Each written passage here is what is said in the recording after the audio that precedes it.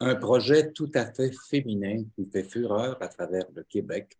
C'est la version de tournée, si on veut, d'Albertine en 5 temps, l'opéra. Et avec nous ce matin, Nathalie Deschamps, metteur en scène, et aussi Catherine Saint-Arnaud qui incarne Albertine à 30 ans. Alors, bienvenue, mesdames. Étant donné que vous êtes entre femmes et que c'est un projet de femmes, je te laisse poser la première question. D'abord, bonjour, bienvenue à toutes deux. Bonjour. Oui. Nathalie, directrice artistique de ce beau projet, comment c'est né ce beau projet? Je l'explique souvent, mais c'est venu à travers, au début de la pandémie, un constat, plusieurs constats qui se sont accumulés ou superposés. J'étais en discussion avec Catherine, j'étais en discussion avec d'autres chanteuses qui m'exprimaient leur désarroi par rapport à cette situation pandémique. Et ce désarroi-là était profond. On s'est retrouvés, les femmes recluses dans nos maisons, avec les enfants à gérer, avec le travail en télétravail qu'on débutait. Et ça m'a ramené même à des racines profondes de constats par rapport au milieu de l'art lyrique. Combien, après 40 ans, c'est plus difficile d'avoir je dirais, des rôles intéressants. La majorité de mes amies chanteuses ne donnent pas leurs âges. Tu deviens coquette par rapport à ça. Alors, tous ces constats-là ensemble, je me suis mis à dire à Michel Tremblay, ça prendrait une œuvre comme la tienne, Albertine en 5 temps, pour qu'on puisse la transfigurer et en faire un opéra pour les femmes et par les femmes, écrite par des femmes et pour des femmes de différents âges, comme on n'est pas habitué de le voir à l'opéra. Et lui, il m'a dit, fais-le jusqu'au bout et en joual. Alors, ça a été son unique condition. Puis là, j'ai dit à Catherine, ça te tente-tu? Elle me dit oui. Puis après, j'ai appelé Chantal Lambert parce qu'il me fallait une femme qui ose le faire à son âge, avec toute l'expérience qu'elle avait. Et Chantal a dit oui, parce que Chantal a été ma directrice, parce que j'étais à l'atelier lyrique. Puis comme elle nous fait dire, comme jeune artiste, quand on commence, allez, lancez-vous. Elle s'est lancée et voilà, après, toutes les autres femmes ont dit oui. Il faut dire que Chantal Lambert joue Albertine à 70 ans, et elle n'a pas 70 ans naturellement, mais non. Parce que avec la magie des maquillages, des coiffures, des costumes, on arrive à faire imaginer. À la transformer. Oui, à transformer. Il y a vraiment une transformation. Et toi, Catherine, soprano, Catherine Saint-Arnaud, tu es Albertine à 30 ans. La plus jeune. La plus jeune. Bébé Bartine, il m'appelle Bartinette. Alors, comment tu as réagi quand tu as eu cet appel pour faire Albertine à 30 ans? D'abord, connaissais-tu la pièce? Connaissais-tu je la connaissais de nom. J'ai lu beaucoup de Michel Tremblay, mais je n'avais pas encore lu Albertine à 5 ans. Puis, quand Nathalie me l'a proposé, en fait, j'ai dit oui avant même de la lire. J'ai dit oui! Faire un projet comme ça me tente. Puis évidemment, je lui ai demandé de lui emprunter le livre après, puis j'ai lu la pièce et puis ça a pris tout son sens, en fait. Je le voyais, je l'imaginais, je comprenais tellement qu'est-ce qu'on pouvait faire avec ça, puis je l'entendais déjà. J'entendais pas le type de musique encore, mais j'entendais que ça pouvait être chanté. Je voyais que ça avait une structure d'opéra. C'était incroyable le fait de choisir cette œuvre-là qui est absolument parfaite pour transformer en opéra. Donc, c'est sûr que ça a été un oui total. Puis, en plus, en pleine pandémie, c'était pas le meilleur été de nos vies. Là. En plus, moi, personnellement, c'était pas le meilleur été de ma vie. Donc, le fait d'avoir Albertine, ça a été vraiment un méchant beau cadeau. Et là, Nathalie, il a fallu trouver la musique, il a fallu trouver quelqu'un pour composer la musique. Explique-nous le processus musical. Écoute, quand on a commencé à travailler les librettistes sur je dirais, le découpage dramatique. Puis on est allé chercher Joëlle Desjardins comme conseillère dramaturgique. On s'est mis à parler de la musique, on s'est mis à parler de ce qu'on entendait. Puis comme dit Catherine, on entendait déjà des choses. Puis c'était sûr pour moi que je voulais une femme. Je veux dire, Albertine en 5 temps, c'est un cadeau pour toutes les femmes, mais en plus pour l'humanité tout court. Alors, c'était sûr qu'on voulait une femme. On voulait une femme qui avait un historique classique dans son parcours, qui avait un rapport, je dirais, à la voix chantée.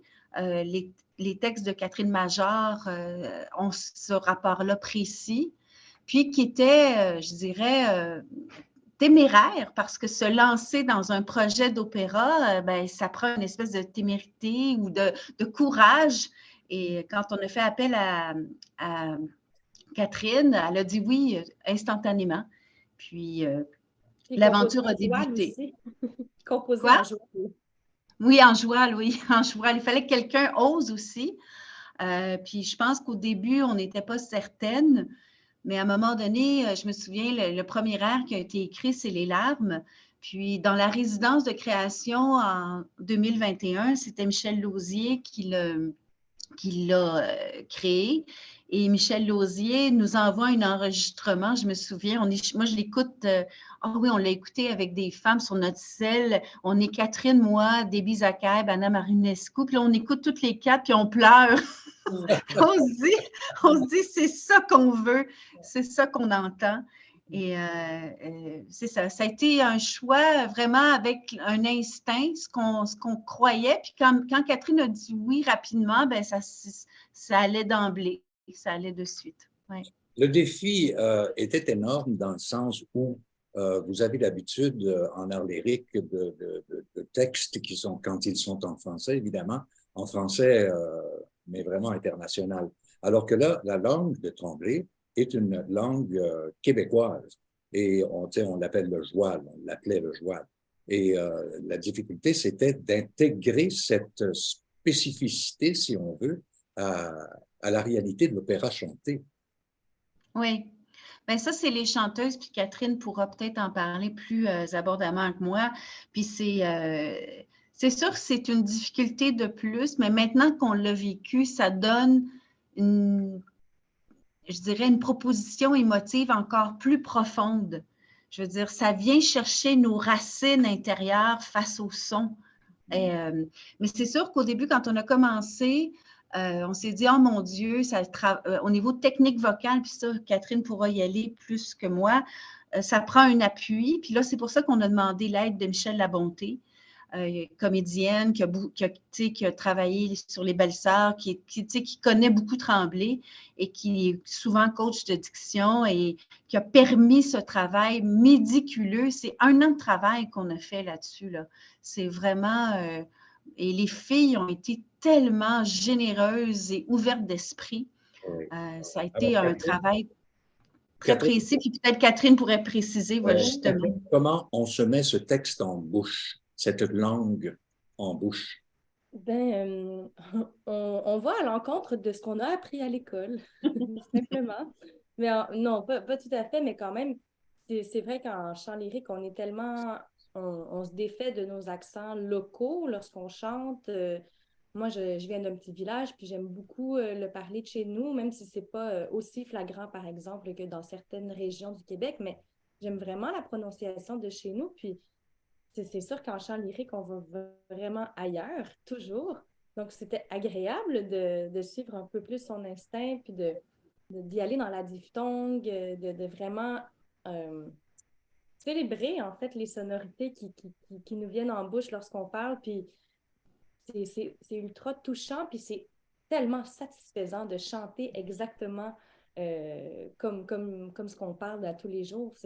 On se reconnaît dans le personnage, non seulement par les émotions d'Albertine qui peuvent être qui sont contemporaines dans ce cas-ci, mais aussi dans son langage. Donc, c'est vraiment une aventure, le fun. Puis Michel Labonté a été extraordinaire. Elle ne nous a pas lâchés. Elle ne nous lâche toujours pas. Avant les shows, des fans nous écrivent « Oubliez-moi pas! » Puis c'est tellement important, en fait. Puis J'avais fait entendre des extraits au tout début, là, justement l'extrait des larmes.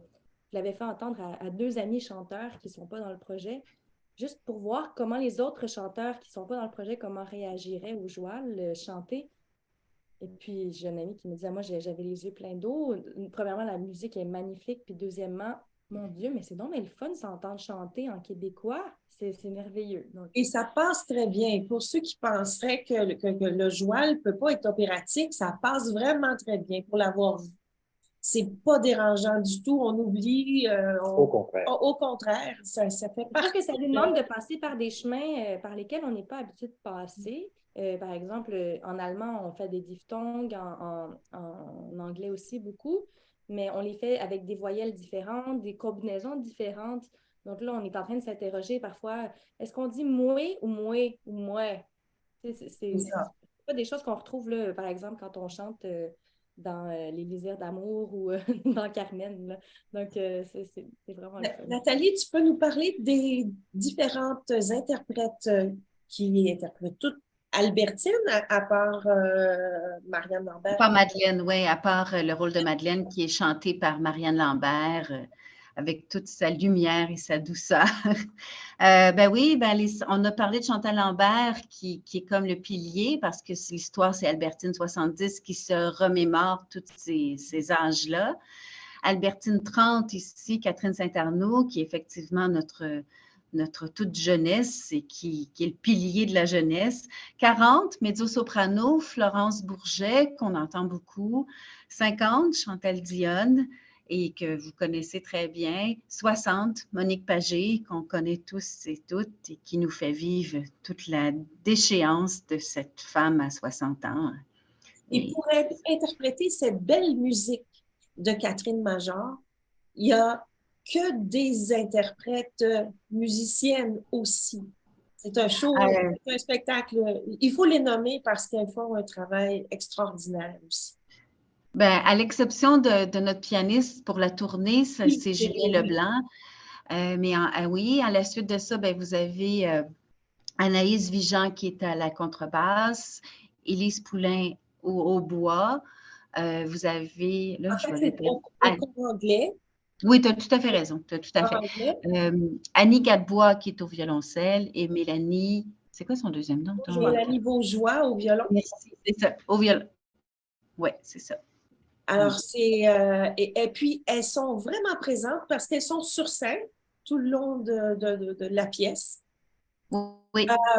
Il faut dire aussi qu'Atma Classique a décidé de prendre le projet et de le mettre sur un album qui est aussi tellement beau. Ça s'écoute tellement bien. Ah, le mixage est bon. C'est vraiment un chef-d'œuvre.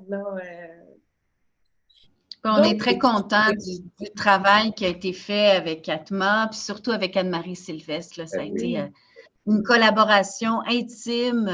Elle est venue au spectacle, elle a vraiment écouté, elle a vraiment travaillé avec chacune des interprètes, puis avec Catherine Major. Non, on est vraiment très, très contents. Puis du résultat, là, c'est très beau. Ouais. Alors, ce qui était le fun, c'est qu'on a fait ça tout de suite après presque les représentations au rideau vert. Donc, on est allé au Domaine Forget dans notre petit cocon, puis qui est magnifique, le Domaine Forget. La salle, elle est tellement agréable à chanter. On était dans des petits studios, il y avait le fleuve au loin. On était en communauté. Et puis, je trouve que ça pour moi, ça transparaît dans l'album, en fait, parce qu'on était ensemble, on faisait à souper, c'était vraiment la petite gang qui était là. Et Nathalie, si on parle des projets futurs, qu'est-ce qui nous a dans la tête? Ah, mais c'est sûr que l'écriture collective, je le dis souvent, a été un très beau moment de ma vie. J'ai passé 50 ans, mais ça demeure un highlight, là, si vous permettez l'anglicisme. Alors, oui, on aura d'autres projets d'opéra en écriture qui s'en viennent. Là, on va laisser partir la tournée pour vraiment se déposer intérieurement. Puis, effectivement, les travaux du collectif de la Lune Rouge vont reprendre. Et sur différentes formules, peut-être, mais enfin, on a... Alors, c'est à suivre. Et Catherine, de ton côté? De mon côté, tu veux dire pour la suite? Pour la suite, Ben, en fait, j'ai un concert gala en Allemagne dans une maison d'opéra avec la maison d'opéra Meiningen Opera en collaboration avec les jeunes ambassadeurs lyriques. Puis un récital à Montréal le 30 avril à la Société d'art vocal de Montréal avec le pianiste Julien Leblanc. On fait que des femmes compositrices. Et finalement, Adina de l'Élégiaire d'amour à Taïwan Oh. en juin. Alors, il y a tout un parcours, là. Il y a ces dates qu'il faudrait peut-être mentionner quelques-unes des prochaines dates pour que les gens aillent chercher des billets, bien sûr, parce qu'on est devant un événement historique. Je l'affirme, effectivement. oui. Et alors, quelques dates peut-être, c'est lui? Alors, le 24 mars à Longueuil, le 26 au Centre culturel des Jardins à Joliette, ensuite à Saint-Jean-Richelieu, C'est Terrebonne. là qu'on sonne, on retourne voir. Alors, Oui. où on peut retrouver Ouais. toutes ces dates? Je pense que c'est facile en faisant... albertineopéra.com, ça c'est le site, et puis Ah. directement albertineopéra.com/calendrier. Il y a toutes les dates qui sont mises à jour, puis il y en a qui s'ajoutent aussi à l'automne, hein, parce qu'on a une première partie de tournée au printemps, elle se poursuit à l'automne, en octobre, en novembre aussi. On va notamment au Centre national des arts d'Ottawa, puis il y a des dates encore qui sont qu'on ajoute là, peu à peu pour l'automne, Ouais. donc il n'y a pas manqué. On va aller jusqu'à Bécomo, Val-d'Or. Ouais, on va dans le nord du Québec. Ouais. Alors, Courrizy, c'est tellement Oui. un beau spectacle à voir avec des interprètes féminines de grand talent. Et bravo et Catherine bonne continuation. et Nathalie, merci pour votre présence. Merci. Et bonne Mais merci à continuation vous. dans la tournée. Bonne journée. Bonne journée. Merci énormément. À bientôt.